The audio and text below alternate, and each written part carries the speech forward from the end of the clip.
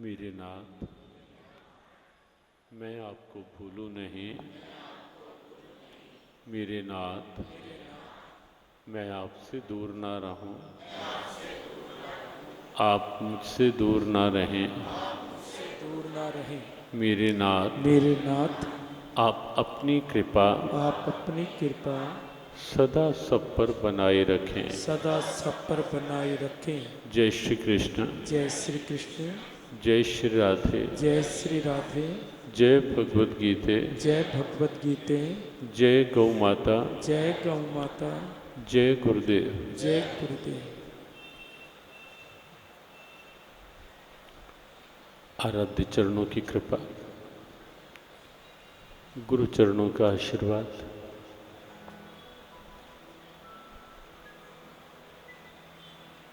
यहाँ इस ऐतिहासिक धार्मिक नगरी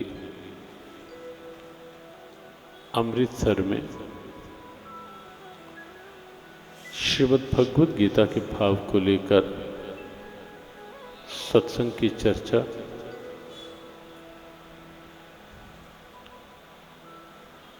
पिछले 3 दिनों में पठानकोट में सत्संग का जो भाव रहा, उसमें मुख्य रूप से एक ही चर्चा रही कि श्रीमद् भगवद गीता का सत्संग जीवन में क्यों आवश्यक है, क्यों ये जीवन सत्संग के बिना अधूरा कहा गया है। उसके पीछे लॉजिक क्या है, तर्क क्या है, और जीवन में सत्संग का किस रूप में कितना और क्या महत्व है, ये निश्चित है कि जीवन में जीवन को जीने के लिए लौकिक रूप में भी बहुत कुछ आवश्यक होता है। रहना है, मकान भी आवश्यक है, खान पान भी आवश्यक है, और भी कुछ पारिवारिक, कुछ सामाजिक जो दायित्व होते हैं, उनका निर्वाह करना भी आवश्यक होता ही है। ये सब कुछ निश्चित आवश्यक है, उचित है, लेकिन ये हम सबको मानकर के जीवन जीना चाहिए कि इसी से ही जीवन नहीं चलता। इसके साथ साथ जो परम आवश्यक है वो है परमात्मा का नाम, वो है सत्संग। ये जितना सब कुछ है, बाहर का जो कुछ भी है, रहन सहन, खान पान या रिश्ते नाते, ये सब कुछ शरीर की प्रारब्ध के साथ जुड़ा है या शरीर की आवश्यकता के साथ जुड़ा हुआ है। शरीर के लिए एक बात और प्राय कही जाती है कि भौतिकवाद का जितना विस्तार है, मटेरियलिज्म जितना वर्तमान में विस्तार हो रहा है, आज से 30-40 वर्ष पीछे झांक कर देखें हम और आज का दृश्य देखें, लगेगा कि देखते ही देखते बहुत बड़े परिवर्तन आए हैं, बहुत बड़े परिवर्तन। लेकिन ये देखने के साथ साथ यदि हम थोड़ा ये विचार भी करें तो लगेगा कि ये सारे के सारे जो परिवर्तन आए हैं,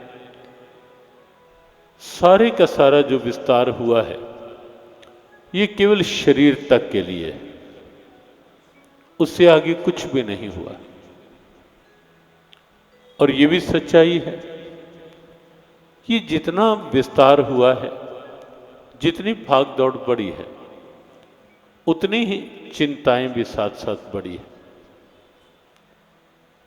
उतनी ही समस्याएं भी साथ साथ बढ़ी है, उतनी ही दुर्भावनाएं भी साथ साथ बढ़ी है।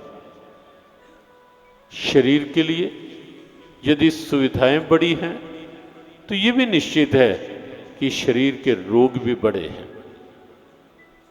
आज से पिछला समय देखें 30-40 वर्ष पीछे जा कर के, बहुत सी ऐसी बीमारियां जो कभी सुनने में नहीं आती थी या आती भी थी तो वेरी वेरी वेरी रेयर, बहुत कम, लेकिन आज वो सब रोग आम हो चुके हैं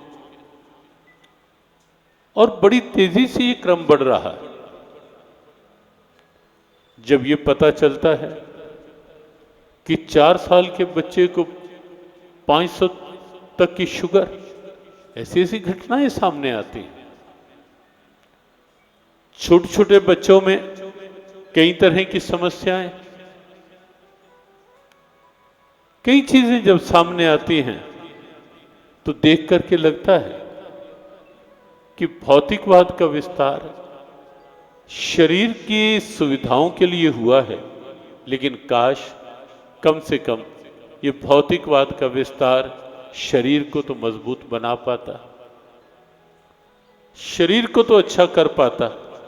लेकिन स्थिति बहुत स्पष्ट है, केवल प्रवचन की बात नहीं है, बड़ा व्यवहारिक सा सत्य है, बड़ा प्रैक्टिकल फैक्ट है और साफ दिखाई देता है कि काश ये सब कुछ अगर शरीर के लिए ही था तो कम से कम शरीर तो मजबूत बनता इस सब के द्वारा। लेकिन दिखाई ये दे रहा है कि शरीर भी धीरे धीरे कमजोर। पुराने लोगों में जो क्षमताएं होती थी शरीर की, वो आज कहां दिखाई देती है। और बड़ा देख करके बड़ी विडंबना होती है कि 15 साल 20 साल का युवक जब पालथी लगाकर नहीं बैठ पाता 15 मिनट में, और ये प्राय दिखता है, या और भी कई ऐसी स्थितियां, तो लगता है कि हम किस विकास और किस विस्तार की ओर जा रहे हैं। श्रीमद् भगवद गीता यदि आप पढ़ेंगे, ध्यान से पढ़ेंगे, तो आपको लगेगा कि सारी की सारी स्थितियां गीता जी में हैं, सब की सब। पाठ का ग्रंथ है, ये निश्चित है। आस्था का ग्रंथ है, वो भी है ही। हमारी भावनाएं गीता के साथ जुड़ी हैं, वो भी निश्चित है। हमारे देश का गौरव है गीता, वो भी निश्चित है। पूरे विश्व में भारत की एक अनोखी पहचान है गीता, ये भी सत्य है। ये सब कुछ सत्य है, लेकिन ये एक बहुत खुला सत्य है कि भगवद गीता में हर एस्पेक्ट है, हर पहलू है। अगर कोई समझ पाए तो, स्वीकार कर पाए तो। वैसे ही नहीं, जियो गीता के माध्यम से ये आह्वान यूं ही नहीं किए जा रहे कि बच्चे गीता पढ़ें, युवक गीता पढ़ें, परिवारों में गीता के पाठ हो, डॉक्टर गीता को साथ लेकर अपना व्यवसाय करें। ये ऐसे ही नहीं किए जा रहे, या शिक्षा के साथ गीता को जोड़ा जाए। ये केवल अपनी संस्था का नाम आगे बढ़ाने के लिए नहीं किए जा रहे, ये समय की मांग के लिए, समय की नब्ज को देख करके कि इतनी समस्याएं बढ़ रही हैं, समाधान कौन निकालेगा। दुर्भावनाएं बढ़ रही हैं, सद्भावनाएं कम हो रही हैं और बड़ी तेजी से। और एक और बहुत बड़ी समस्या जो बड़ी साफ सी दिख रही है, वो ये कि कहीं ना कहीं जो संबंधों का एक विश्वास होता है, संबंधों में एक अपनत्व होता है, संबंधों में एक आत्मीयता जो होती है, वो कहीं ना कहीं कमजोर हो रही है और बड़ी तेजी से कमजोर हो रही है। माता पिता और संतान में संबंधों की वो प्रगाढ़ता जो पहले हुआ करती थी।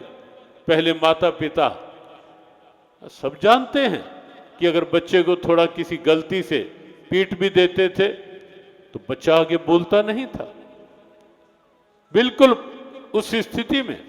और ये दिन इस उम्र के लोगों ने स्वयं देखे होंगे, बच्चा बोलता नहीं था आगे। टीचर यदि स्टूडेंट को कहीं डांट देता था या पिटाई भी कर देता था तो निश्चित है कि स्टूडेंट आगे कुछ बोलते नहीं थे, बिल्कुल चुप सहम जाते थे कि नहीं मुझे पढ़ना है, कहीं ना कहीं चूक है मेरी, ये समझते थे। और वो बात दोनों तरफ से है, कहीं ना कहीं कमी। भगवत गीता यदि संबंधों के बीच में होगी, संबंधों की विश्वसनीयता बढ़ाएगी। भगवत गीता यदि साथ होगी, शरीर की क्षमताएं बढ़ाएगी। भगवत गीता का सत्संग होगा, मन को मजबूत करेगा।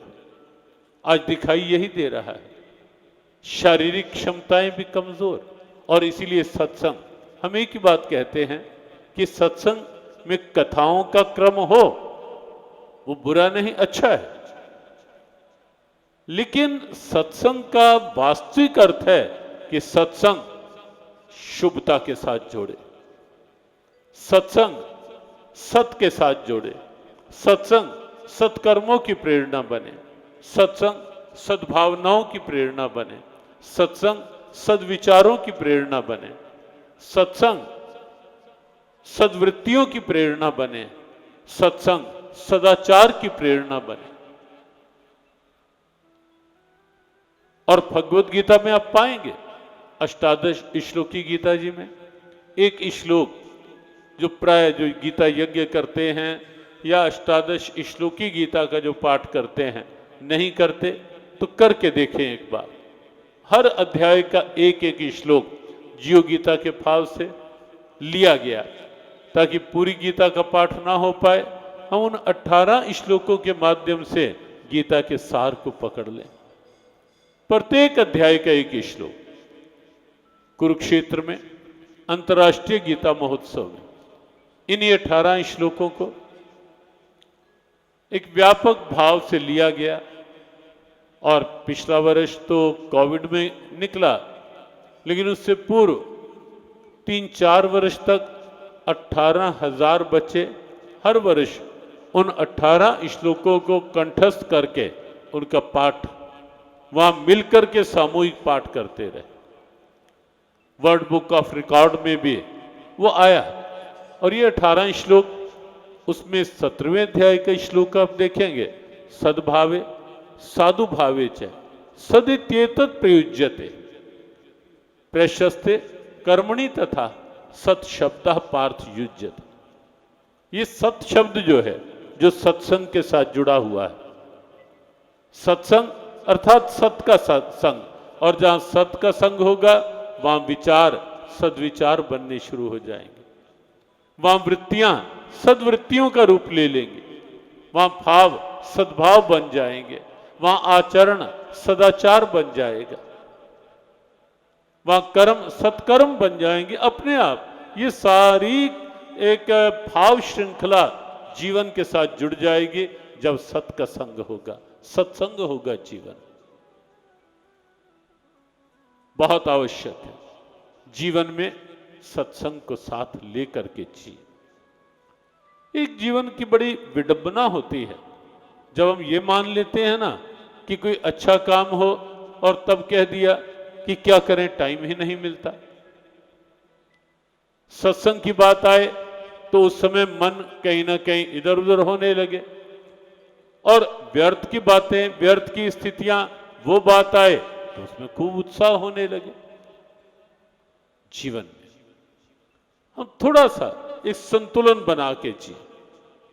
ये नहीं कहा जा रहा, कहीं भी नहीं कहा गया, किसी ग्रंथ में नहीं, किसी संत के द्वारा नहीं, कि आप अपने व्यवहार को छोड़ दो, व्यापार न करो। बल्कि गीता तो आप पढ़ेंगे ना, तो आपको अपने कर्तव्य के प्रति भी और अधिक जागरूकता बनेगी, अपने कर्तव्य को भी आप अच्छी से समझ पाएंगे, अच्छे से कर पाएंगे।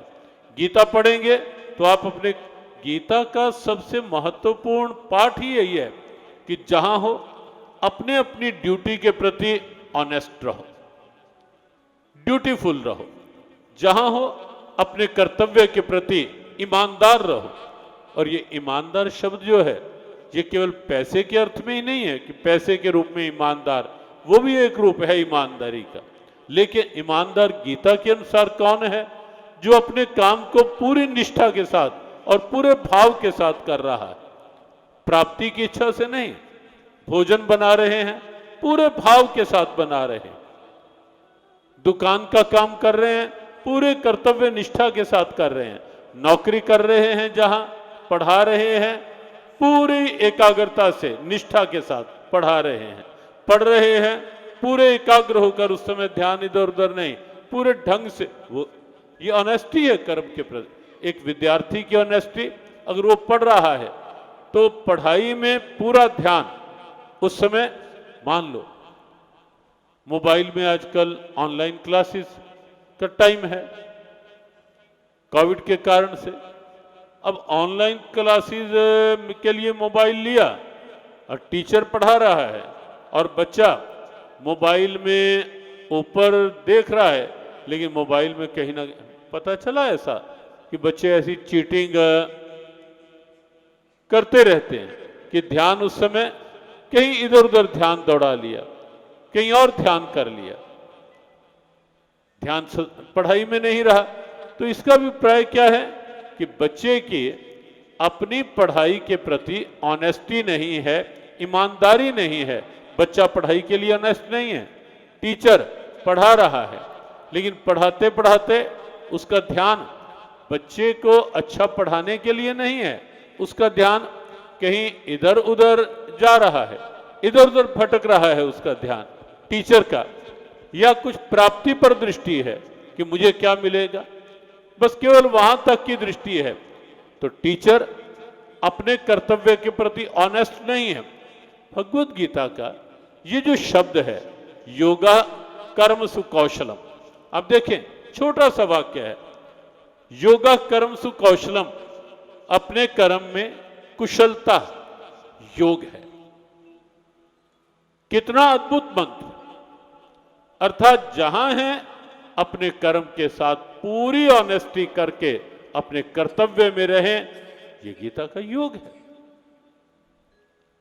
और इस नाते से आप गीता को देखें कि कितना व्यावहारिक ग्रंथ, और इसलिए जो लोग ये कहते हैं कि गीता सन्यासियों का ग्रंथ, या गीता पढ़ करके कहीं ध्यान व्यवहार से हट ना जाए, कर्म से हट ना जाए, अरे भाई जिस ग्रंथ ने कर्म को ऑनेस्टी से करना, सिंसियरली करना, उसको योग कह दिया जिस ग्रंथ ने, उस ग्रंथ के लिए ये कहना ये ग्रंथ केवल सन्यासियों के लिए, ये केवल मंदिर के लिए, या केवल पूजा के लिए, या केवल पाठ के लिए, इसका अभिप्राय हमने कभी पढ़कर ही नहीं देखा गीता को, खोलकर ही नहीं देखा गीता। और यदि ध्यान से खोलकर देख लेंगे, पाठ करना प्रारंभ कर देंगे, पढ़ना प्रारंभ कर देंगे एक रुचि के साथ।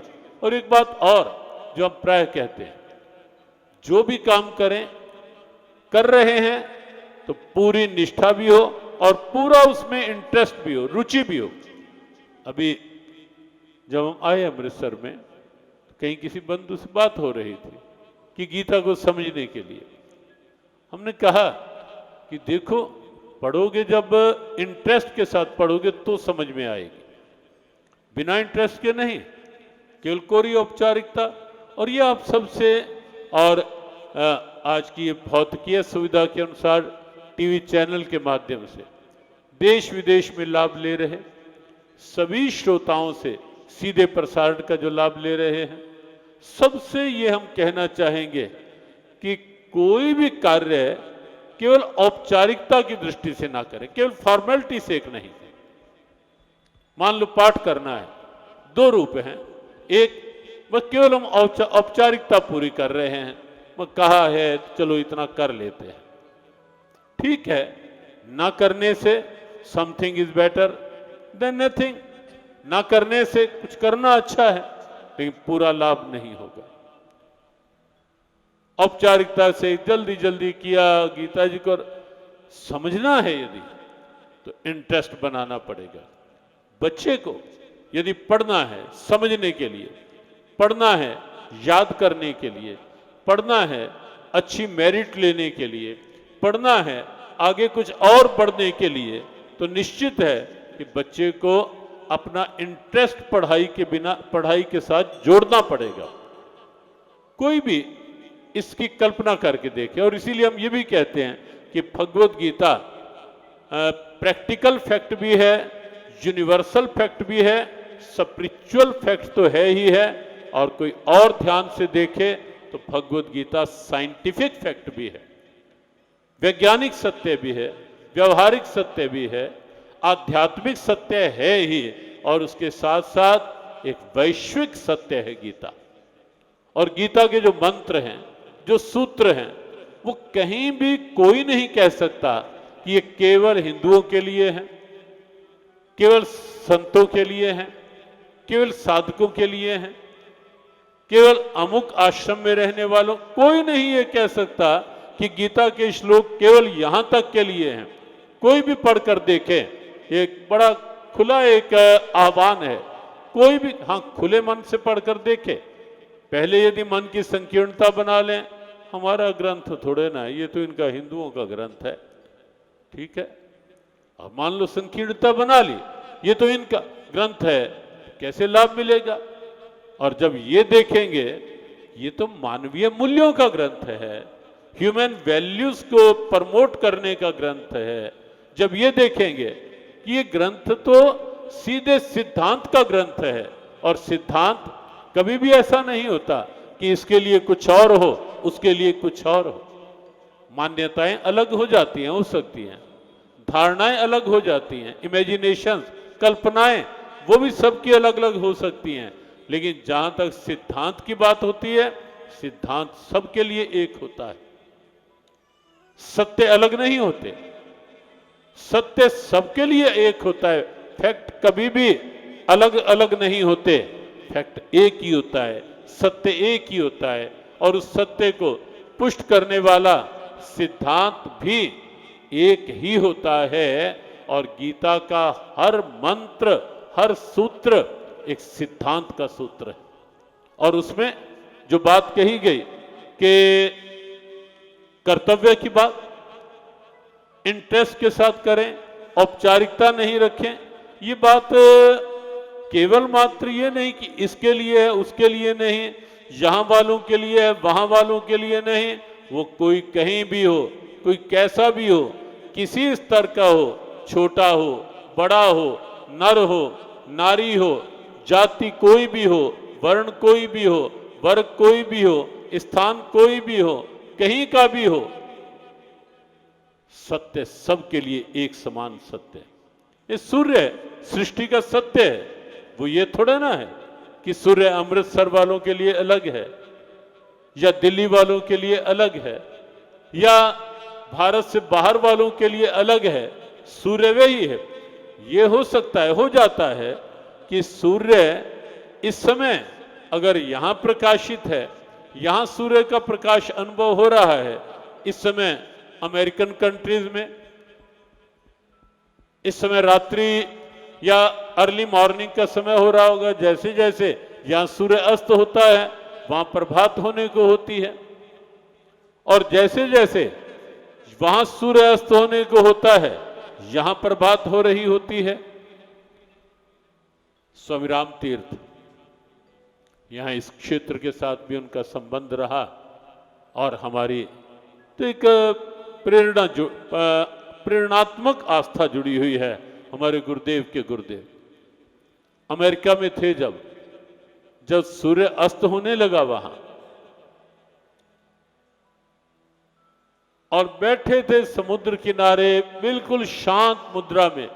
जैसे ही उन्होंने देखा कि सूर्य अस्तांचल की ओर जा रहा है, ढलान की ओर जा रहा है, एकदम सूर्य को निहार करके प्रार्थना की मुद्रा में सूर्य से प्रार्थना करने लगे, हे अस्तांचल को जाने वाले सूर्य, मैं जानता हूं कि तू वही है यहां भी, और इस समय तू मेरी मातृभूमि में उदय हो रहा होगा। देखो, जहां राष्ट्र की बात आती है ना, ऐसा नहीं है कि संतों का हृदय राष्ट्र के साथ नहीं जुड़ा हुआ, और अगर जिस राष्ट्र की माटी का अन्न हम खा रहे हैं, उस राष्ट्र के प्रति हमारी भावनाओं में कहीं ना कहीं कुछ द्रोह है, कहीं ना कहीं कुछ कपट है, उस राष्ट्र की भावनाओं के साथ कहीं ना कहीं हम खिलवाड़ कर रहे हैं, तो अनुमान लग जाना चाहिए कि जहां रह रहे हैं वहां राष्ट्र के प्रति ही भाव नहीं। तो ऐसा नहीं कि संतों के हृदय में, स्वामी विवेकानंद जब भारत से बाहर निकलते हैं, उनकी हर भाव प्रेरणा में अपने राष्ट्र का गौरव छलकता है। जब जब कोई ऐसा प्रसंग आया, उन्होंने तब तब वो चूके नहीं, अपने राष्ट्र का गौरव किसी ना किसी रूप में भारत से बाहर जाकर भी सबके सामने रखने में चूके नहीं वो। अगर किसी ने जानबूझ करके, क्योंकि परतंत्र देश था, किसी ने जानबूझ करके भारत को या भारतीय ग्रंथ परंपरा को नीचा दिखाने के लिए जानबूझ करके किसी ने यदि भगवत गीता को नीचे रख दिया और विचारधाराओं के ग्रंथ सब ऊपर रख दिए, और ये देखना चाहा कि स्वामी विवेकानंद जब बोलेंगे तो उस समय क्या बोलेंगे वो हो सकता है वो स्वयं को अपमानित सा महसूस करें। लेकिन भारत का सन्यासी निराश होना तो जानता नहीं। राष्ट्र गौरव रगों में होता है, और इसीलिए जैसे ही वो बोलने लगे उसी समय मुस्कुराए, और कोई और उद्बोधन देने से पहले उन्होंने सबसे पहले आयोजकों का धन्यवाद किया। जो आयोजक मन में कुछ कपट धारणा लेकर भारत के प्रति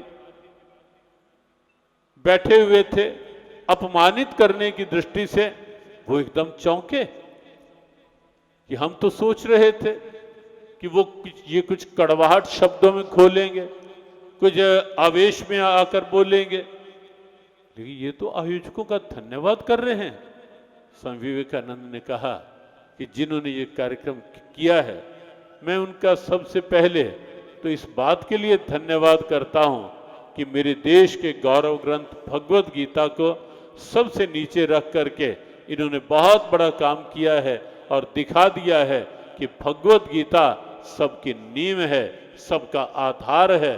और मान लो मैं यदि गीता को नीचे से खींच लूं तो बाकी का क्या होगा सबका, और सब के सब भौचक्के से रहकर देखते रहेंगे। राष्ट्र गौरव हमारी पूरी ऋषि परंपरा आप देखें, ग्रंथ परंपरा आप देखें, गायंती देवा किल गीत कानी धन्यास्तुते भारत भूमि भागा, अपने राष्ट्र के गौरव की गाथाएं। और सच्ची बात यह भी है कि काश मेरे देश में सब लोग अगर एक बात समझ लें कि हम सब जिस भारत की संतान हैं, जिस भारत माता की संतान हैं, ये धरा उन अवतारों की धरा है जहां कहीं संकीर्णता नाम की कोई चीज थी ही नहीं। ये धरा उन ऋषियों की धरा है जिन्होंने वसुधैव कुटुंबकम के गीत गाए, सर्वे भवन्तु सुखिनः के आह्वान किए। ये धरा उन गुरुओं की धरा है जिन्होंने तेरे पाणे सर्वत्तदा भला कहा, कहीं कोई संकीर्णता नहीं, ना को वैरी ना ही बेगाना, सकल संग हमको बन आई। ये धरा उन गुरुओं की धरा है।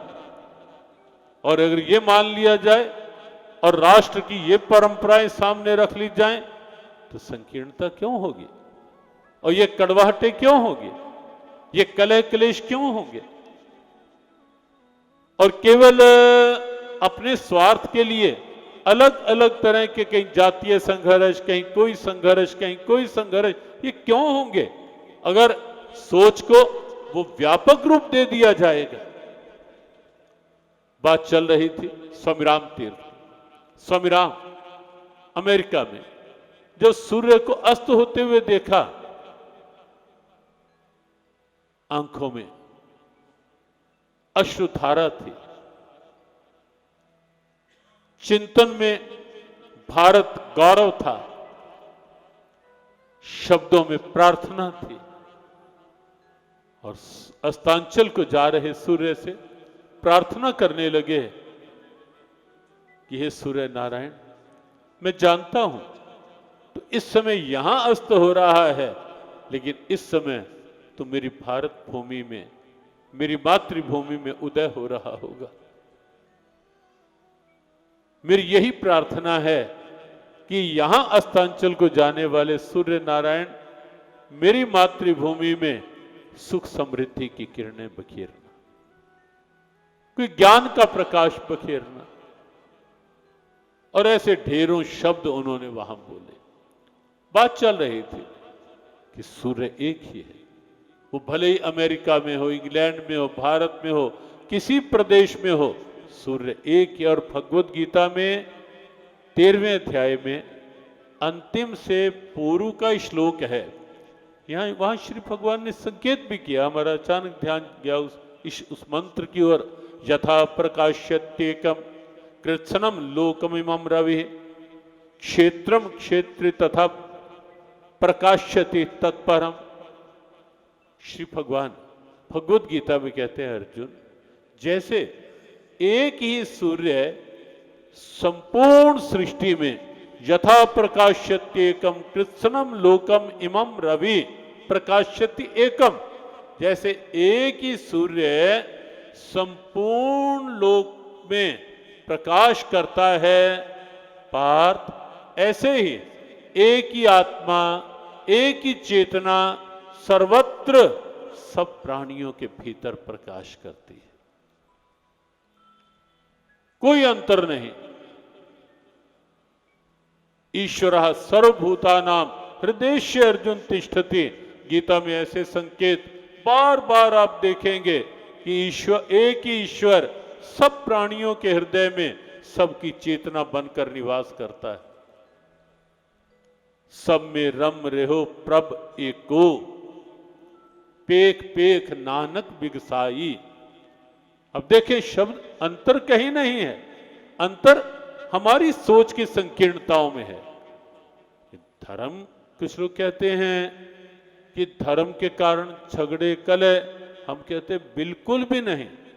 धर्म के कारण कहीं झगड़ा नहीं होता।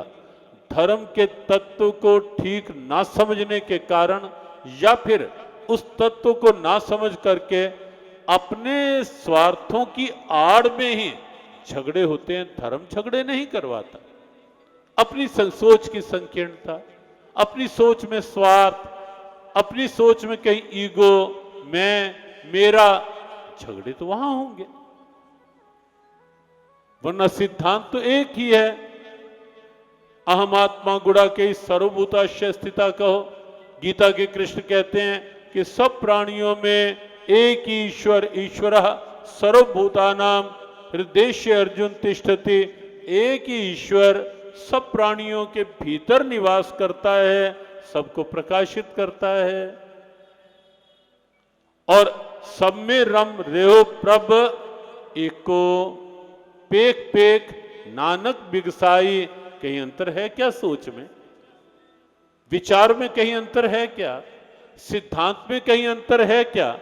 कहीं भी अंतर नहीं है सिद्धांत में।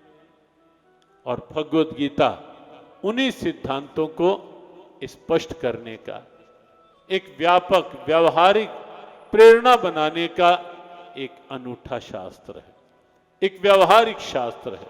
सबके लिए समान रूप से सीधे सीधे आह्वान करने का, आओ मैं और मेरी त्यागें, जीवन को समझें, जीवन को अच्छे से जीने का ढंग अपनाएं। जियो गीता के संग, सीखो जीने का ढंग, सब मिल आओ। जियो गीता के संग, सीखो जीने का ढंग, सब मिल आओ। जियो गीता के संग, सीखो जीने का ढंग, सब मिल आओ। जियो गीता के संग, सीखो जीने का ढंग, सब मिल आओ। मौका दुर्लभ ना व्यर्थ गंवाओ।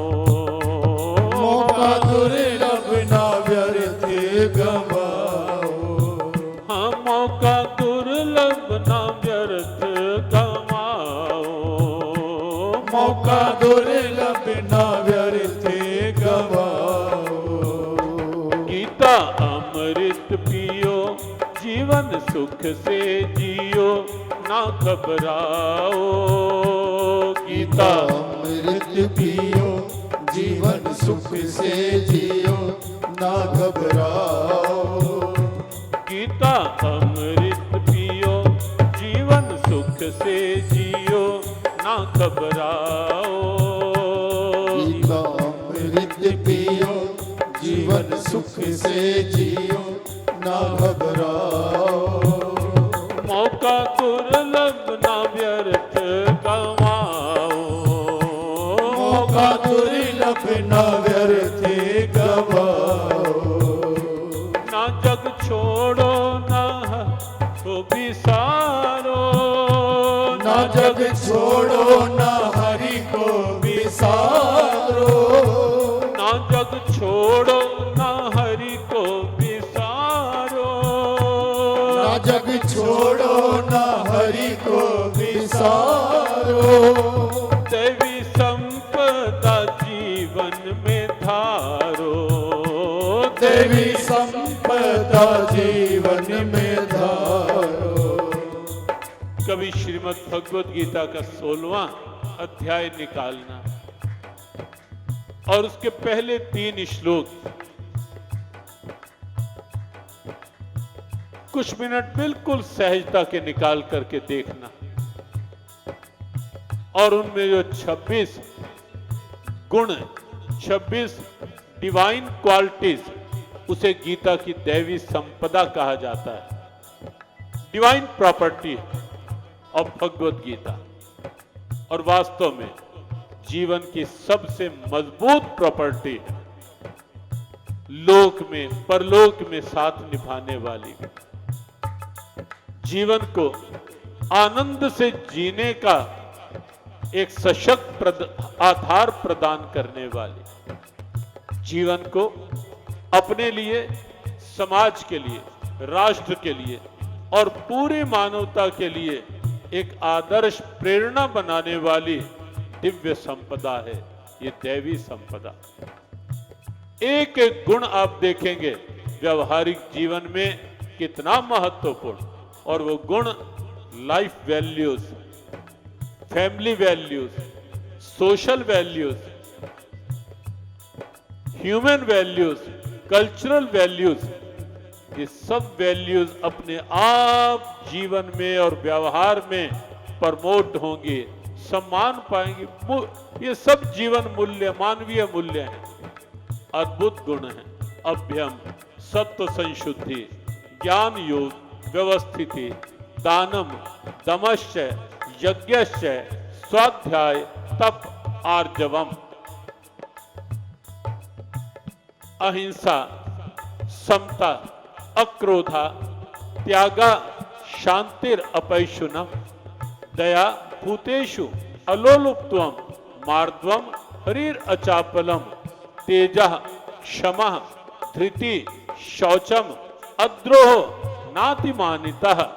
यहां तक ये 26 लक्षण हैं गीता के, ये 26 गुण हैं गीता के, और इसी को गीता में कहा गया, ना जग छोड़ो ना हरि को बिसारो। ना जग छोड़ो, ना हरि को विसारो।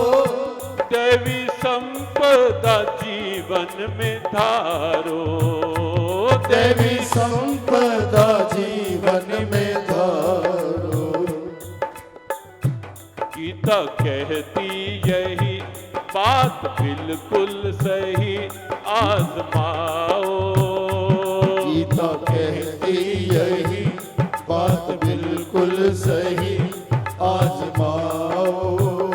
मौका दुर्लभ न व्यर्थ गवाओ, मौका दुर्लभ न व्यर्थ गवाओ।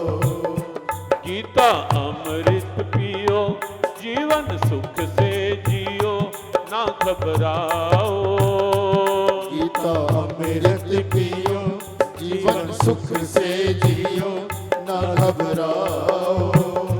मौका दुर्लभ न व्यर्थ गवाओ, मौका दुर्लभ न व्यर्थ गवाओ।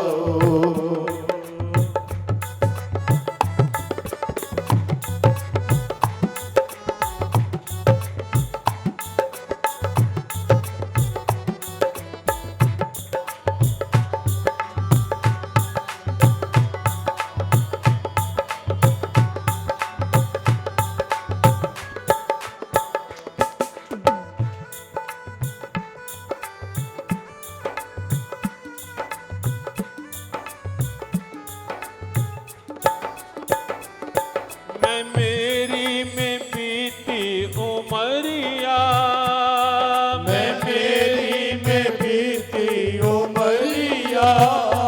बदलो अब तो जीने का नजरिया, बदलो अब तो जीने का नजरिया।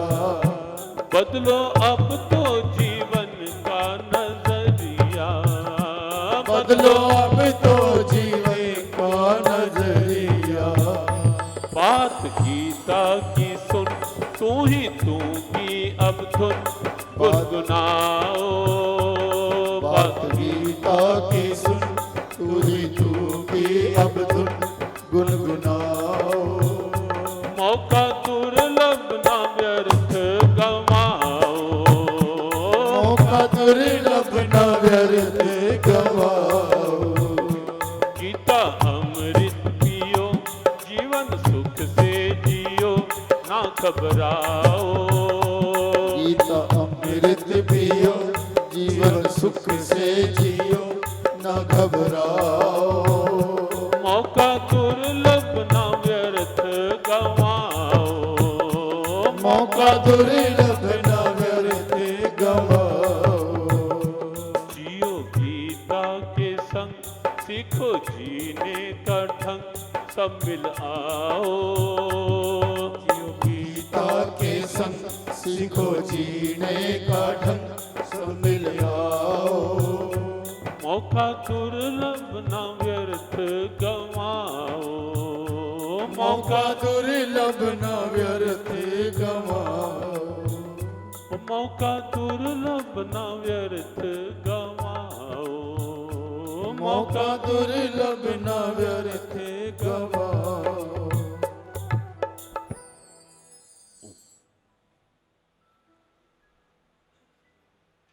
भगवत गीता सत्य सिद्धांतों का शास्त्र है और वो सत्य सिद्धांत सबके लिए एक समान है। उन्हीं में से जो चर्चा चल रही थी, कर्म का सिद्धांत देखें आप, वो सबके लिए अपने अपने स्थान पर कर्तव्य को अच्छे ढंग से करें। और आप एक बात प्रैक्टिकली देखेंगे, जब काम में कामचोरी नहीं रखेंगे ना, ढंग से काम करेंगे, ईमानदारी से करेंगे, उससे संतुष्टि मिलेगी। इसे आप करके देखें। कर्म करने के बाद कितना कुछ मिलता है और उसके बाद कितनी संतुष्टि मिलती है, वो एक अलग पक्ष है। लेकिन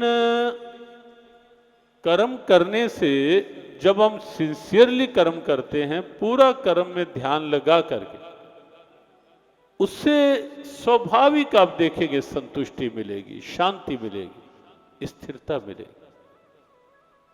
इसलिए जब भी कर्म करें, कर्म को ईमानदारी से करें, शांति से करें, पूरी एकाग्रता उस कर्म में लगा करके करें।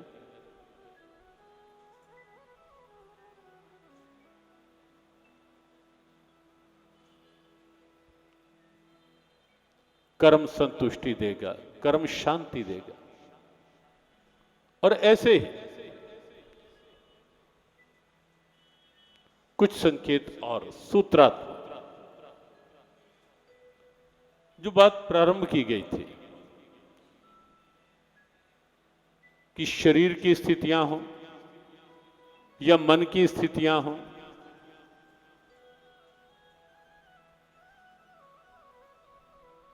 विज्ञान के पास इसके लिए उचित कुछ भी नहीं,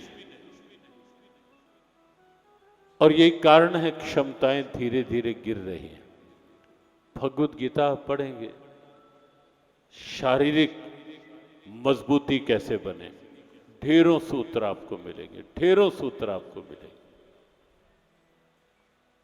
कई स्वास्थ्य वर्धन के लिए आपको प्राणायाम के रूप में सूत्र मिलेंगे, कहीं आपको शारीरिक क्षमताएं बढ़ाने के लिए उचित खान पान के सूत्र मिलेंगे।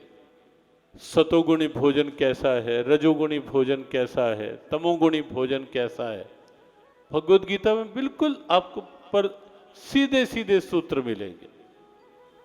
और वहां आपको ये भी लगेगा कि जो लोग ये मानते हैं कि गीता केवल धर्मशास्त्र है, गीता के वो सूत्र देख करके सबको लगेगा कि नहीं, गीता वर्तमान के हर क्षेत्र की कितनी बड़ी आवश्यकता है। आज जो ये फास्ट फूड्स का, जंक फूड्स का प्रचलन कुछ समय से बहुत तेजी से बढ़ा और उसने के नुकसान भी किए। और भगवद गीता आप देखेंगे, जो जो ऐसे भोजन से परिणाम दिखे वो सारे गीता में वर्णित है। 17वें अध्याय का आप 9वां श्लोक निकाल के देखना, रजोगुणी भोजन आपको दिखेगा और उसके परिणाम आपको उसमें दिखेंगे। तमोगुणी भोजन, ये अभक्ष्य भक्षण, मादक पदार्थों का सेवन, वो गीता ने तमोगुणी भोजन के रूप में कहा। और सतोगुणी भोजन, स्वास्थ्य को ध्यान में रख करके जो उचित आहार है, सात्विक आहार है, संतुलित आहार है, संयमित आहार है, उसे गीता ने सतोगुणी भोजन कहा। और सीधे सीधे सूत्र आप देखेंगे और पढ़ करके लगेगा कि मुझे खाने के लिए नहीं जीना, जीने के लिए खाना है, मुझे स्वस्थ रहने के लिए खाना, वो सूत्र आपको दिखाई देंगे। भगवद गीता जब आप पढ़ेंगे, मन के लिए इतना कुछ मिलेगा, इतना कुछ मिलेगा कि मन के विचारों की दिशा क्या हो, मन के विचार ऊर्जा कैसे बन सकते हैं, शक्ति कैसे बन सकते हैं, और मन के विचार कैसे टेंशन बने रह सकते हैं। गीता में ऐसे ऐसे ढेरों सूत्र आपको मिलेंगे। आमतौर पर यह होता है, मन के उलझे उलझे विचार, हर समय सोचते रहने की आदत, रात को लेटे हैं, नहीं नींद आ रही, सोचे जाएंगे। और कई बार तो कई लोगों को हम देखते हैं अकेले बैठे बैठे हाथ ऐसे ऐसे किए जाएंगे, कर कुछ नहीं, काम कुछ नहीं कर रहे। नहीं, कई बार दिखता है ऐसे, हम केवल कहने की बात नहीं और केवल हंसने की भी नहीं, बिल्कुल प्रैक्टिकली दिखता है। हम देखते कई बार चल रहे होते हैं लोग, चलते चलते भी हाथ, अपने कोई पास है भी नहीं, किससे बात कर रहे हो, चलते चलते हाथ हिलाए रखेंगे। इसका सीधा मतलब अंदर कोई सोच चल रही है। और कई बार बैठे बैठे भी ऐसे, नहीं कारण भी हो सकते, देखो किसी पे उपहास वाली बात नहीं है, लेकिन कई बार, अधिकतर कभी कभी कारण भी होते हैं, लेकिन कभी कभी बिना कारण के भी बैठे बैठे आदत सी बन जाती है, चलते सोचते रहने की, लेटे हुए सोचते रहने की। अब सोचें, उसका कोई परिणाम निकलता है क्या?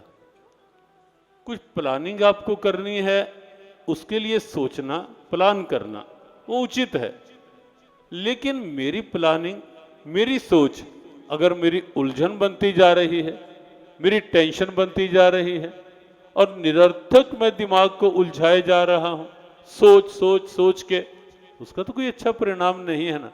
इसीलिए भगवत गीता कहती है कि तुम अपनी सोच को एकनिष्ठ होकर अपने कर्तव्य के साथ जोड़ो, उसके बाद क्या होना है, क्या मिलना है, वो आपके हाथ की बात है ही नहीं, उसे ईश्वर पर छोड़ो। जिसके हाथ में है उसे उस ईश्वर के हाथ में छोड़ो। कर्मण्येवाधिकारस्ते मा फलेषु कदाचन, ऐसे बहुत से सूत्र, नियतम कुरु कर्म त्वम, कि ध्यान कर्तव्य में रखो, सोच उसके साथ जोड़ो, आगे की ऊहापोह नहीं, क्योंकि वो मेरे हाथ में है ही नहीं।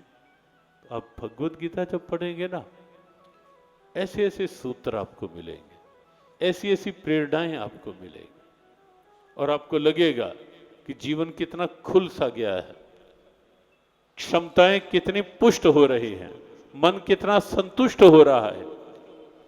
ढंग से यदि आप गीता पढ़ेंगे, आप कहीं भी हैं, किसी भी स्थिति में हैं, आप गीता को जीवन का साथी बना के जियो।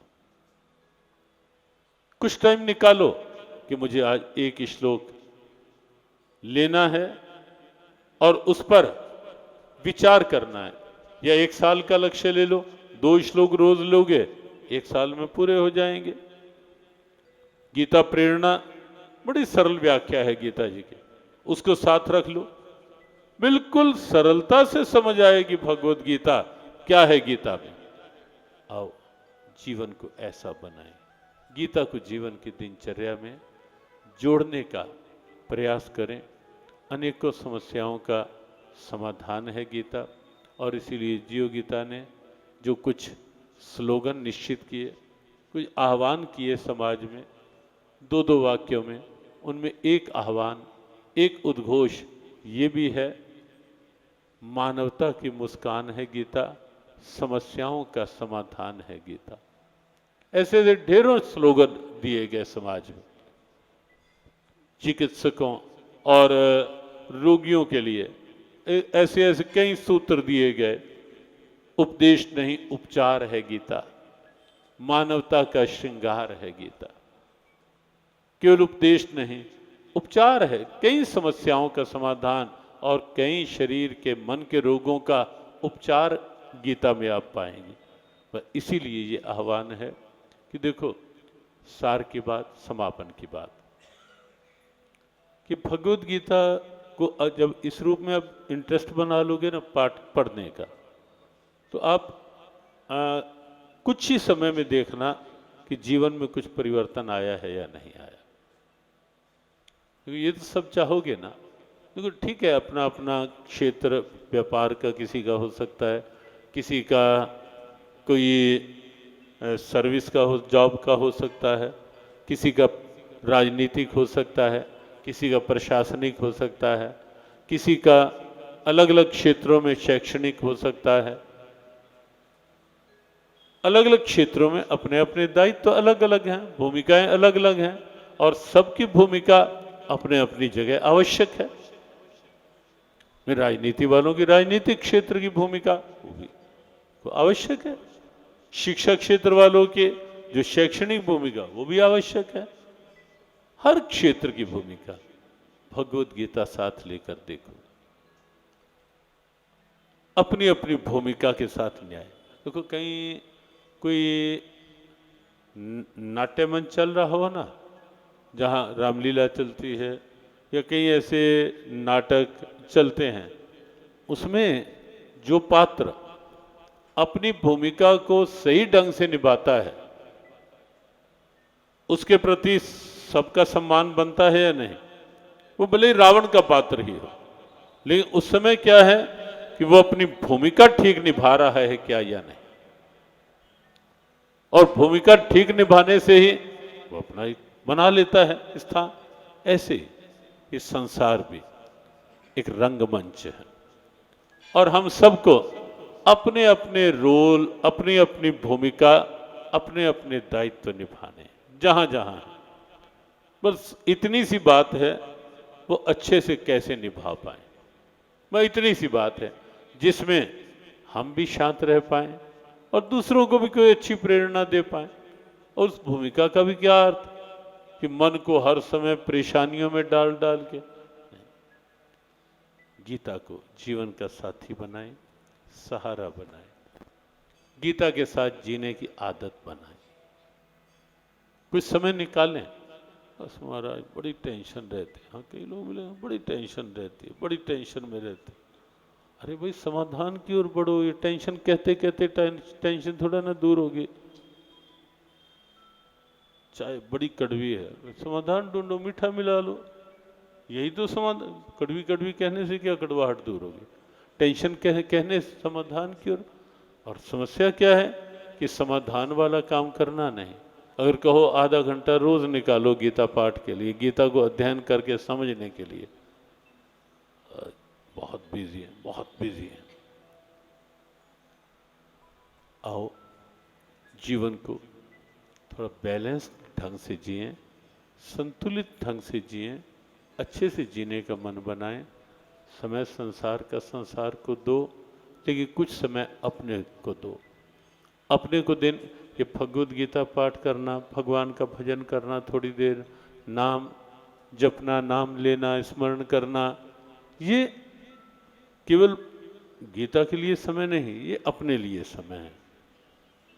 तो प्रभु कृपा करें हम सब एक ऐसा जीवन जी पाएं, हम सबको प्रभु शक्ति दें, भक्ति दें, बल दें, बुद्धि दें, और इन सब के साथ साथ अपनी कृपा का हाथ हम सब पर रखें, ताकि हम सब कुछ ऐसे जीवन की ओर बढ़ पाएं।